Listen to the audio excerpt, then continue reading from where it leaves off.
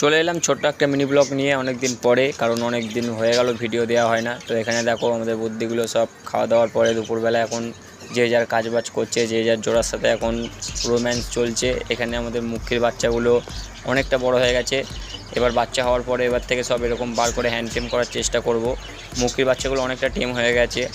এখানে দেখো একটা ককটেলে ফিমেল চলে এসছে। গিনিপিকগুলো এখানে কেন, তার কারণটা আমি বলছি, একটু পরে ভিডিওটা দেখতে থাকো, তাহলে বুঝতে পারবে গিনিপিকগুলো পায়রার কোপে কেন রেখেছি বা কেন আছে। ওদেরকে শিফটিং করে দেবো, ওদের একটা পার্সোনাল খাঁচা করে দেবো, কিন্তু এখন আপাতত ওখানেই থাকবে, কারণ ওদের খাঁচায় কে এসছে দেখবে। দেখো 3জন নতুন মেম্বার এসছে ওর খাঁচায়, দেখতে দেখো 3জন নতুন মেম্বার। এটাই হচ্ছে আমাদের নতুন সদস্য আমাদের পেট হাউসের। 3টে খরগোশ, 2জন ফিমেল, 1জন মেল। এই যেটা খাচ্ছে সেটা হচ্ছে মেল, আর ওই 2জন ফিমেল।